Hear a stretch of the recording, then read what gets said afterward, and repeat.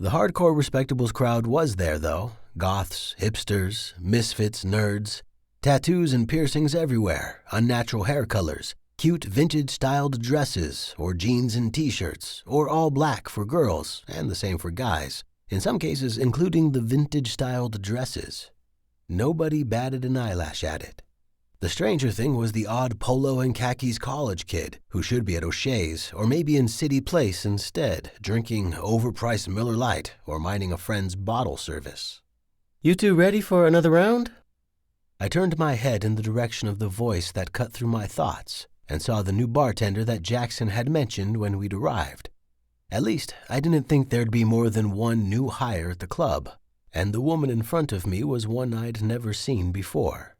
She had dark green hair pulled back from her face in short, almost spiky-looking pigtails on either side of her head, and a pair of heavy-rimmed glasses to frame dark eyes. But other than that, she looked almost more normal than anyone else in the club at the moment, save for maybe Mark and me. Black t-shirt, jeans, light makeup, a pair of studs in her ears, a fine gold chain necklace with an S pendant that hung down to just above the neckline of her shirt, highlighting her cleavage. She had an hourglass figure, all full tits and hips with a tight little waist in between, and I definitely wanted to watch her walk away from us, though I also wanted to make sure she'd keep coming back. I was pretty sure her ass was spectacular, though I hadn't seen it to notice yet. "Let's do another shot each," I suggested to Mark. When I looked at him, I saw that he was definitely taking in the same information I was, with the same impact. "What's your name? I don't think I've seen you behind the bar here before," Mark called out, leaning closer to the bartender. The woman grinned. "Sophie," she told him, and then glanced at me to make sure I'd also heard. "How about it? Another round?" "Just the shots," I told her. "And can I get a bottle of water to go with it?" Sophie nodded and turned to start pouring our shots.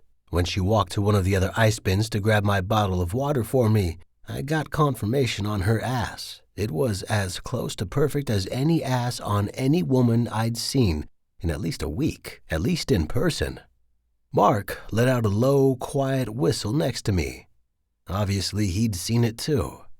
When Sophie came back with our shots and my water, she raised a dark eyebrow and leaned in close, looking at Mark. "Don't think I didn't hear you just then," she told him. "I didn't say anything," Mark countered, grinning. Sophie held his gaze for a moment, and her lips twisted in an expression that wasn't quite a smile. It was that man-eater look that you see in women who know just how good they are, just how strong they are, just how little they need you. Sophie leaned in a little closer to Mark's ear. I leaned away, feeling like there was something about to happen that I wanted to be out of range for.